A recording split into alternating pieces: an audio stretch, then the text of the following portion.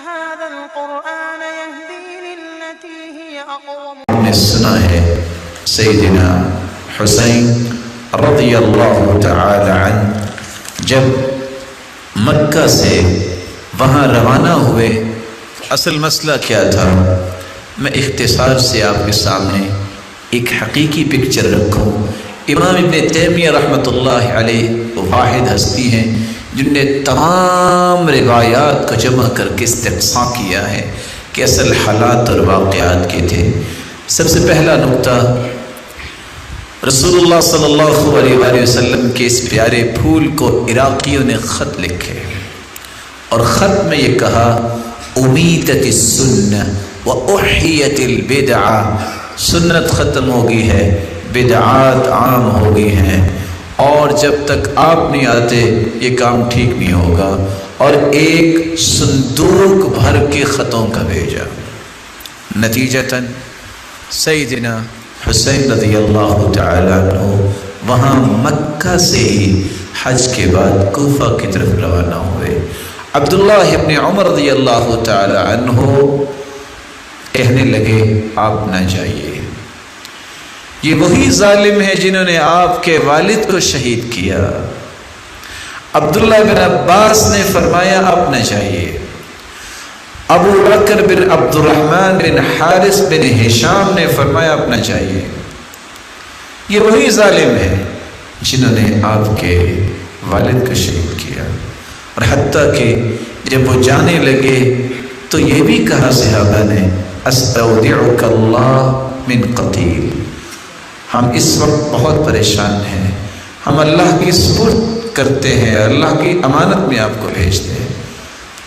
جب یہ جا رہے تھے فرزدق شاعر بھی ملا، اور فرزدق شاعر نے کہا کہ اگر مجھے یہ پتہ ہو کہ آپ رک جائیں گے تو میں آپ کی سواری کے سامنے لیٹ جاتا ہوں، آپ نہ جائیے، ان لوگوں پہ اعتماد نہ کیجیے۔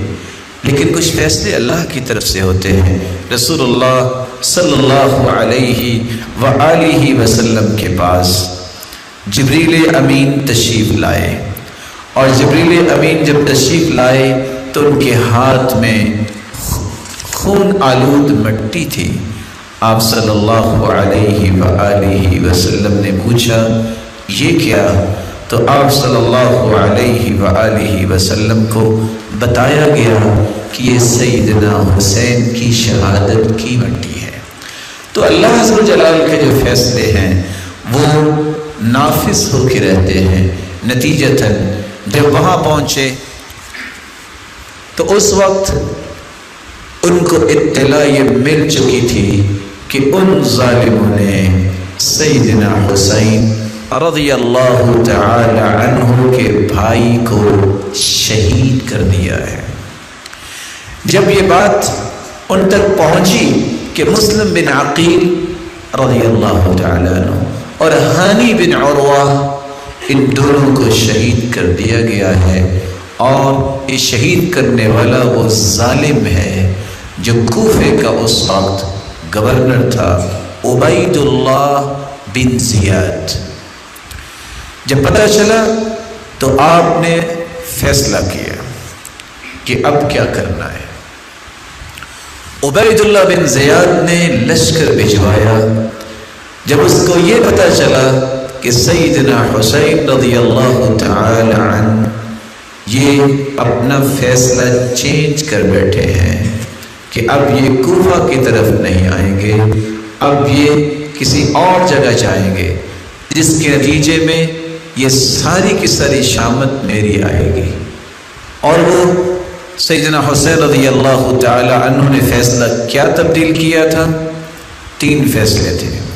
پہلا فیصلہ، مجھے اپنے وطن واپس جانا ہے، یا او الذهاب الى الثغر، یا میں کسی جہاد کے لیے کسی سرحد پہ جاؤں گا، او اتیان یزید لمبایعته، یا میں یزید کے پاس جاؤں گا اور اس کی بیعت کرنے کے لیے۔ یہ وہ خطہ تھا جو عبید اللہ بن زیاد ظالم کو پسند نہیں تھا، کہ اگر ایسا ہو گیا اس کا مطلب ہے کہ میری گردن سب سے پہلے اڑائی جائے گی۔ نتیجتاً اس نے وہاں سیدنا حسین رضی اللہ تعالی عنہ اور ان کے ساتھیوں کو شہید کیا۔ جو یہ خبر پہنچی یزید کے پاس تو سب سے پہلے انہوں نے کیا کہا؟ لعن اللہ ابن مرجانہ، اللہ لعنت کرے ابن مرجانہ پہ، یعنی عبید اللہ بن زیاد پہ، کہ جس نے یہ اتنا بڑا غلط کام کیا ہے۔ اور ان کے گھر سے رونے کی آوازیں شروع ہوئی، اور پھر سیدنا حسین رضی اللہ تعالی عنہ کے جو بھائی ہیں وہ بیان کرتے ہیں کہ انہوں نے ہمیں اپنے گھر میں جگہ دی اور انہوں نے ہمیں مدینے تک پہنچایا۔ جب مدینے میں آپ کا جسد خاکی تو وہاں ہی اس کی تدفین کی گئی، لیکن آپ کے سر مبارک کو مدینہ میں لایا گیا۔ سب لوگ اس وقت عمر بن سعید کے پاس جمع تھے۔ جب یہ خبر پہنچی قدم برأس الحسین رضی اللہ تعالی عنہ، تو اس وقت تمام گھروں کی عورتوں تک یہ بات پہنچی، تو سیدنا حسین رضی اللہ تعالی عنہ کی اس شہادت پر سب غمزدہ تھے۔ اور یہ ظالم شمر جو عبید اللہ بن زیاد کے اشارے پہ جس نے شہید کیا تھا، پھر اللہ ذو جلال نے اس کو عبرت ناک سزا دی۔ جس طرح اس نے اس ہستی کو شہید کیا، اسی طرح ہی عبید اللہ بن زیاد کی حالت ہوئی، جس کا احادیث میں حال موجود ہے۔ القرآن يهدي للتي هي أقوم ويبشر المؤمنين الذين يعملون الصالحات أن لهم أجرا كبيرا۔